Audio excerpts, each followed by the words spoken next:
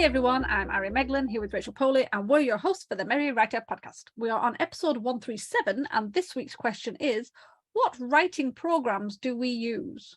Before we begin, don't forget to subscribe to the podcast wherever you're listening so you never miss a show. And if you enjoy our episode, please do give it a like, write a review, and share it with friends. Okay, so yeah, there are lots and lots of different writing programs out there, and I think every time you blink, there's another one being created. So which are the ones that we personally use? The first one I'm going to say is Scrivener. And it's really weird because I had a love-hate relationship with Scrivener when I first got it. I loved the idea of it. I got it. I used it for like 20 minutes, 3 or 4 times a day. And then I hated it and never went back to it for about 2 years. And then I saw a tutorial about it on YouTube, watched the tutorial, realized I had not given Scrivener any real time and went back to it. And for those of you who don't know, Scrivener is a word processing program designed specifically for authors. It allows the user to organize the notes, concepts, research details, and scenes/chapters. It offers templates for fiction and non-fiction manuscripts, screenplays, short stories. And as someone who writes scenes and not chapters, I actually really love the flexibility where you can create individual documents within a project. So I would write my individual scenes and then I can just shuffle them around. What I do is then slot the corresponding scenes into those folders so I can figure out exactly how my chapters are going to look. And Scrivener will then let you compile the document into a PDF or a Word document and probably loads of others. And then you end up with this like full one document with all the scenes or chapters in together. And depending which template you pick, you can then set up the front and back matter as well, which is including things like title page, copyright, dedication, and everything. I kind of love that it sort of sets it up ready, and then you just have to fill in the required details. So yeah, gone are the days of me having hundreds, and I do mean hundreds, probably thousands, of individual Word documents for the different scenes I'm writing for the many stories I have. I say gone because obviously I've still got all of those scenes that I have to now put onto my new Scrivener projects, and I'm doing it slowly, but it is working. So now all you have is like one Scrivener file per project with everything in it, and you can even keep like world building notes, character profiles, and locations in that same project. So you're literally opening one document and everything is listed. And there are so many other features. You can color code things, or not color code, you can use like flags to tag things. You can select which scenes you don't want to compile. There's a corkboard option, and it looks like it gives you like these little, almost like index cards on a corkboard. You can shuffle them around. I don't actually use that as often as I probably should. But yeah, there's actually a lot of other things you can do on it, but I'm just going to give you the basics. If you really want to know, go and find it. There's loads of tutorials on YouTube. And I do recommend you do a tutorial. Otherwise, you might do what I did. And I have found out from other authors who did exactly the same, tried it, didn't enjoy it as much, left it, then found a tutorial or read a blog post about how to use it, and then came back to it and have then started loving it. So yeah, it's definitely something different. If you're used to using Word or Google Docs, definitely take the time to do a tutorial, because it shows you all these extra things you can do and really makes it easier. So yeah, Scrivener, I freaking love it. It's absolutely brilliant. I wouldn't want to go to anything else anymore. And oh my gosh, it saves so fast. I think you get like 5 saves, and then every time it saves again, it knocks one off. So you've always got like 5 backups. And yeah, I've never touched wood, never lost anything with Scrivener at all. And the cost of it, because I think it is there might be a free trial, but the cost of it is actually quite cheap in my eyes for what you get, and you get like updates and everything. So yes, definitely Scrivener is my #1 writing program. Scrivener is pretty cheap. And what I really like about it is that it's not a monthly subscription or a yearly subscription. You pay for it and you have it forever. They'll give you a license key and it'll get emailed to you. So be sure to write it down somewhere or keep that email in case, something happens with your computer and you lose the program for whatever reason. So if you lose the program for whatever reason, you can just, get it again. And if you have that license key on you, you don't have to rebuy it because you already bought it. So it's really good.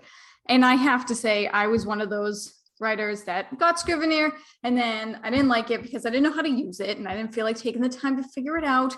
So I stopped using it, and then eventually I went back to it. I don't know why. I don't know what made me go back to it. I never looked up any tutorials on how to use it on YouTube or anything like that. I just kind of rolled with it. And with the corkboard option, I have to admit, I don't use that as often either, but I actually just started using it more recently. And what I do is I have 2 different cork boards.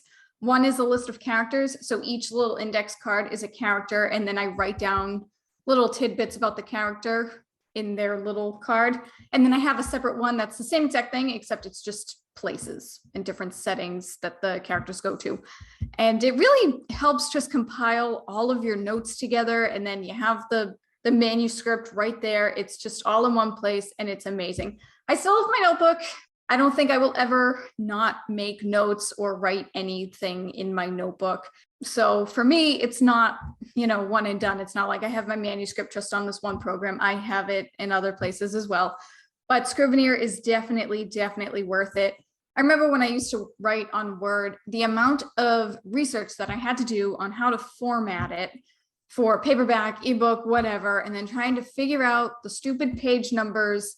That was awful. I don't know why I took the time to look that up, yet I could have just started using Scrivener, which does everything for you. So it's definitely worth it. It's fairly cheap, just the one-time payment. And one of the reasons I got it was because I participate in NaNoWriMo, and Scrivener is a sponsor of NaNoWriMo. So if you participate in Nano or you win, you get a discount code. So you get it for even cheaper. So that's actually why I bought it in the first place. So Scrivener is definitely a must, but I will have to say, I don't have too many writing programs that I use. Like I use the same stuff as Ari, but I do want to make note of a program called For the Words, or I guess it's not really a program, it's a website. And that's a lot of fun. If you're into gaming and you want to make writing even more fun than, just sitting down and typing the words, For the Words is a really cool website where you can create an avatar, and based on the number of words that you write, your little avatar goes on quests and you go to different areas. And in order to defeat bosses, so to speak, you have to meet your daily word count goal. And you can get items to upgrade your avatar and get quests and do all that fun stuff. And it's just like a little extra thing. I don't use it anymore. That's also fairly cheap. It's $4 a month, hence For the Words.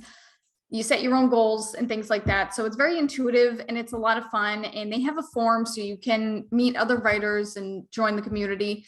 I actually stopped writing on there though, because it only registers when you write on the website. And then I would have to copy and paste what I wrote on there and move it to Scrivener or Word or wherever the rest of my manuscript was. And that was just one extra step that I didn't feel like doing. But if you're okay with doing that, then For the Words is certainly a fun option, especially if you're into gaming and the like. I have to say, I have never heard of For the Words. And while Rachel was talking, I was very sneakily just checking it online. And it looks awesome. Awesome. It had like a little it's called Happening Inside, and it's like a list of who's battled who and who's won what. And yes. And it's like, oh, this person's on a 500 odd day streak for their writing, and it looks really interactive. So it is, yeah. No, it's a really great program, and I think that's what I liked most about it was the streak. Because for me, Nano works really well for me during the months because I have the stats in the progress bar. So I thought with For the Words, seeing the streak and having that go up, I thought it would be motivating for me. But I just didn't like the copy and pasting afterwards. I didn't like that it was only on the website. If they had a couple of integrations, then maybe I would have stuck with it. Yeah, I can understand that. Or if you chose to maybe write a specific story on that program itself that you can be working on while everything else is on a different program like Scrivener. But I'm just looking at it and it's like you can have it on all different devices like tablet, phone, laptop and everything. So it does look like it has a nice integration and fully immersive desktop and tablet. So I do like that. And wow, just looking at the stats on it, 62,000 forum posts, 1,900,000 battles fought, 983 million words written. So it's kind of nice, almost like a little community. So I think especially if you're looking for a writing community, that would be a good place to try to get to do your writing, to get the reward for your writing, and then to have like a community you can talk to. Because we've talked about this before. I think we've talked about this. I'm saying that we're on 100 plus episodes, so I do forget. but you can convince yourself to write on bad days. If you give yourself a reward, if you do so many words, get a treat. And that's technically what this is doing. It's kind of hit your word count and you can get some rewards if I think it says like if you hit a streak of writing 444 plus words a day, complete quests, unlock areas of the world, earn loot. It's working on that kind of reward system for writing, and to be honest, we often need that. Yeah, I think if I'm ever struggling, I may come and have a look at this, because I could do battle with some giant caterpillar is what I'm looking at right now, definitely. Right. I mean, you explained it so much better than I ever could. I know you're looking at the website, but the fact that you've never used it before, like I didn't do it justice. I was just like, yeah, it's writing with a gaming twist. Woo. But yeah, no, it was a lot of fun while it lasted. And I do keep it in the back of my mind that if I need a little extra motivation to get some writing done, then I do sometimes go back on there just to see. But right now I mostly use Scrivener. That's it. When you connect with Scrivener, finally, it is hard to get away. I mean, I'm sure there are people out there going, no, I tried it, it was crap. It's like, we all did, but honestly, it's still one of the best. And I have tried several different writing programs, and I still feel that Scrivener comes out off on top, especially if you've been writing for a while and you don't need all the bells and whistles that some of the other programs have, where it's like everything's built in. It's like, oh, all these thousands of questions for you creating your character profile. It's like, I don't need that. I do enough, thanks. I don't need other people giving me questions. I know what questions to ask on a character profile. So yeah. Anyway, I digress. Let's move on to my next one. And that is Scapple. And it's made by the same developer that made Scrivener. And no, there is no affiliate link. I am not being paid to say this. I just really like their stuff. And that developer is Literature and Latte, I should say. And I think they only just do those two programs, don't they? Now, Scapple is a brainstorming program, if you will. It's quite simple, but useful in a way. It's like a virtual sheet of paper, and it just gives you a chance to get all your rough notes and ideas and everything out of your head and onto the screen. So what it is you just go on, and it's really basic. It just gives you the big blank screen, and it's a big blank screen, like you can drag it around and everything. I don't know if there's limits to it, and you just click anywhere on the screen and you can start a note, and then you can join those notes together with lines. And the little things it gives you, like you can add different borders to your notes, such as like jagged edging, cloud, square, and this allows you to identify different notes. So if you're creating ideas, you might want it in a cloud shape one. If you're putting notes about dialogue, you might want to put it in a jagged edge one. You can also add colors that, again, help you identify things, and you can import pictures. So I personally like to use Scapple for character profiles, not the main one I use, because I do like my big long charts and spreadsheets and things, but when I'm just learning about the character and I'm kind of developing it. So you put your picture of the character in the middle. Let's be honest, we've all been there. We've all been on Google or Pinterest, found someone who looks like our character, we've snatched it, put it in to wherever. But I would drop it into Scapple, and then I would start brainstorming about that character, what they look like, what they're interested in, and you just kind of drop these notes everywhere, and then from that they kind of fan out. So they're really good for character profiles, mind map, spider graph, family trees. I think if you're the sort of visual person that kind of, rather than writing linearly with your notes, if you're a sort of person who writes a word in the middle and then a circle and then spider graphs outwards from it, that is a really good program for you, because that's how I like to do a lot of my brain dumps. I just kind of drop information in, and then as you're dropping things, it kind of leads to other things. Oh, right, okay, so they're from this land. Does that mean they know about this queen? Does that mean they have dealt with the cataclysm that happened? Things. And then it just sort of forks out, and it gives you this expanding image of your notes. And because it isn't confined to what you've got on screen, you can literally shift everything around and keep moving and keep expanding. It does give you a lot more scope. So yeah, I do like it. It is a lot more basic compared to Scrivener, but it's actually really fun. I think that's what it is. It's really fun, especially when you start adding colors and things like that. And I do love family trees on there, because it's set up perfectly for family trees, where you can attach everything, attach the notes with lines. So you've got who's married to who and who's the prodigy of who, and yeah, things like that. You know what a family tree is. I don't need to tell you. Jeez.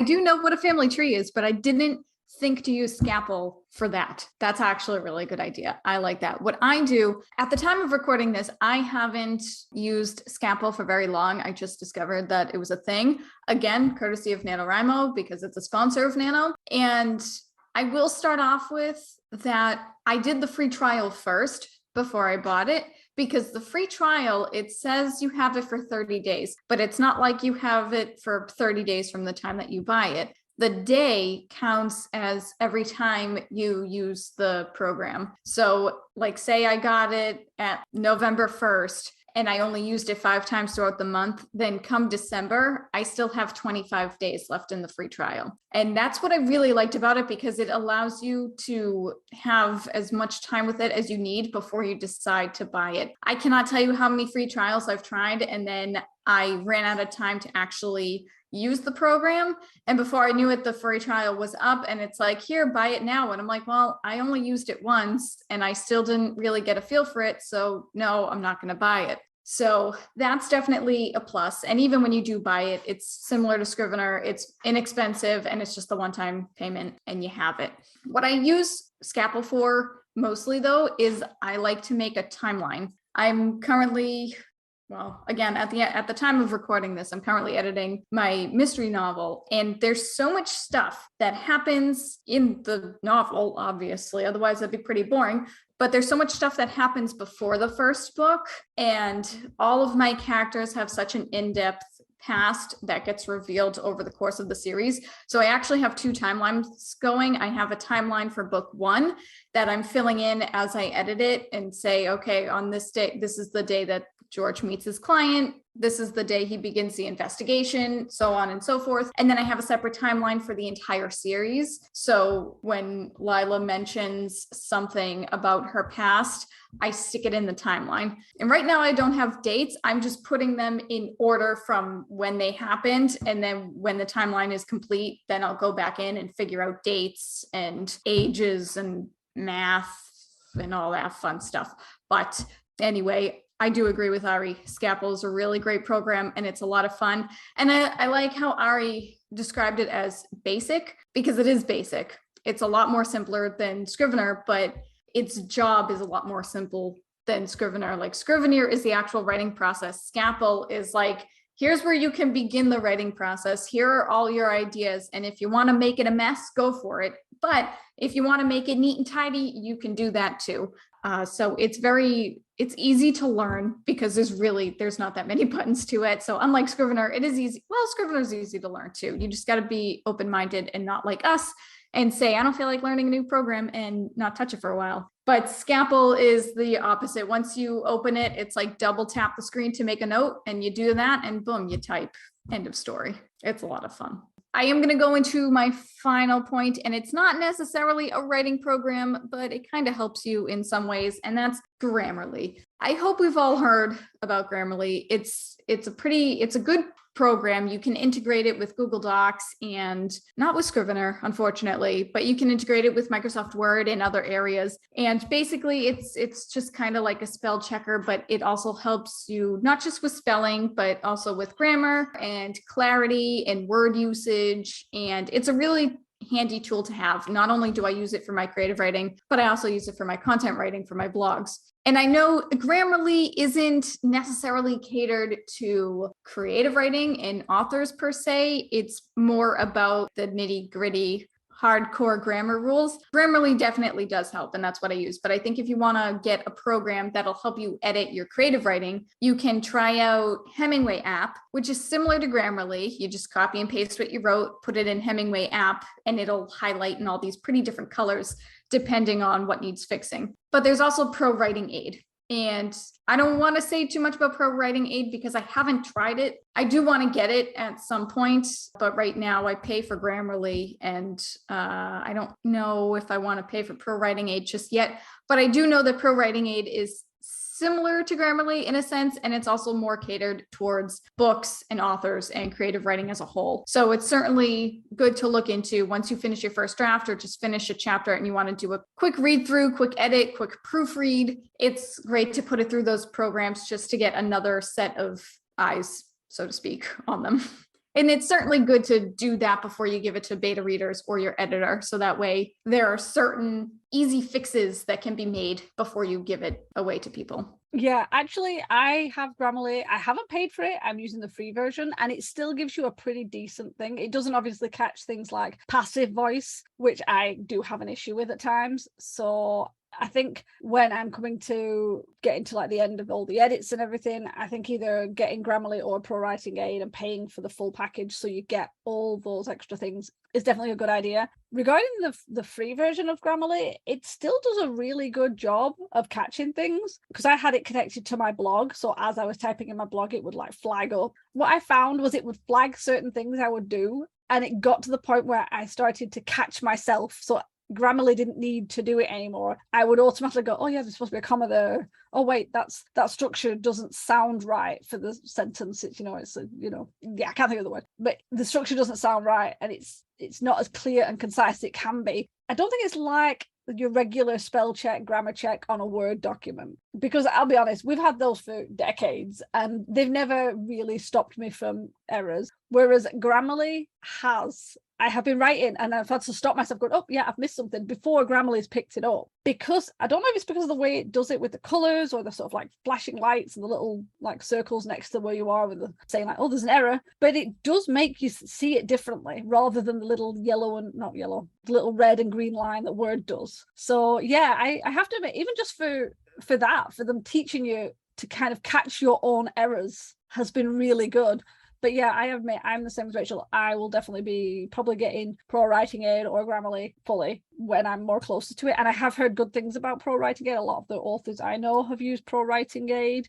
But yeah, I think I'm right in thinking that Pro Writing Aid, it might not have a free version, but it has a trial, so you can try it out. Don't know how long that is. I mean, sometimes you get like 7 days, sometimes it's like 2 weeks, sometimes it's 30 days. But yeah, I think if you are trying to think about it, I would suggest using the trial version as much as you could to see whether it's something you want to try. But yeah, definitely. I know they might not be writing programs, but they're writer programs.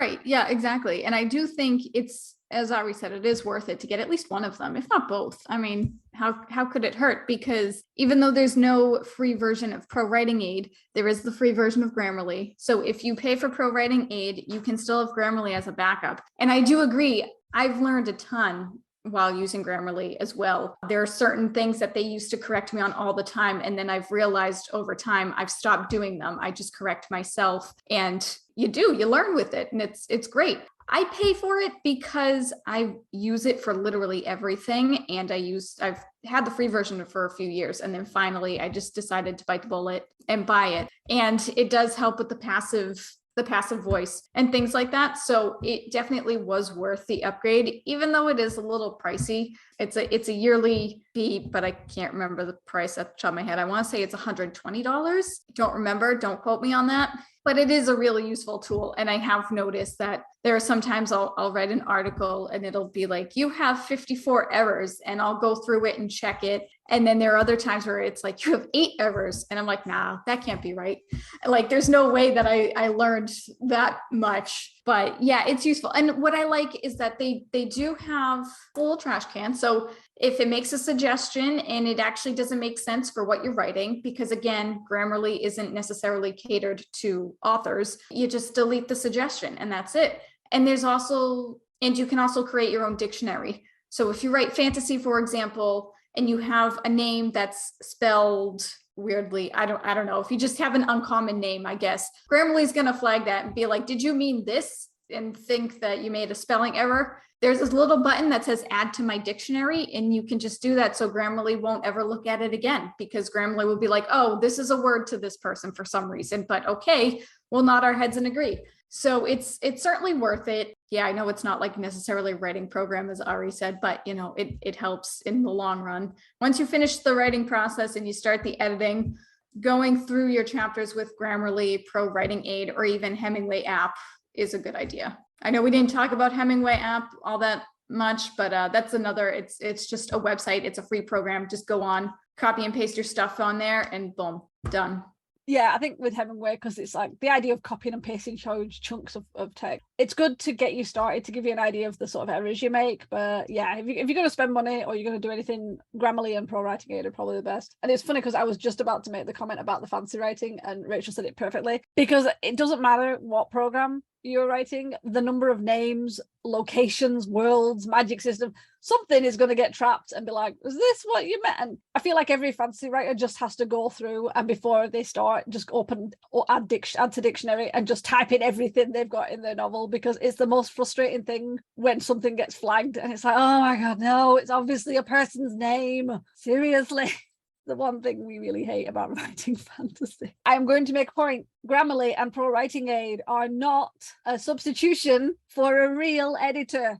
They are a support system. They are to help you during your edit or the proofread. They are not a way of going, oh, I don't need to pay for an editor. I don't need a line edit or a copy edit or a proofread or a developmental edit. Yes, you do. You need at least one or two of those. Please don't take us saying this as carte blanche to just not bother having a real edit. No, it's not helpful. They are great and they will catch things, and hopefully it means that you won't have to pay as much to an editor because hopefully they won't flag as many issues, but you do still need an editor. Okay, can't stress it enough. Thank you for coming to our TED Talk. So yeah, those are our 4 programs that we use or we have used that we do recommend. We think they're really good. And if you haven't tried them, do try them. As I said, a lot of them have either got free trials or they're not that expensive. So, give them a go. But yeah, so let's turn it over to you guys now. What writing programs do you use? We'd love to chat about it. Tell us your answers in the comments below. You might suggest something we've never even heard of and we can go and have a look. If you want more of the Merry Writer podcast, then be sure to follow us on Podbean, YouTube, or wherever you're listening so you never miss a show. And for as little as $1 a month, you can join us over on Patreon at patreon.com/the Merry Writer podcast for bonus content. It helps to keep our show going and we really do appreciate the support. In the meantime, tune in every Wednesday for a new episode of the Merry Writer podcast where we ask all the right questions. Thanks for listening. Bye. Bye. This podcast is brought to you by Stuffed Bookshelves. Our TBR piles are huge. The music, titled Inspired, is by Kevin MacLeod, licensed under Creative Commons 4.0.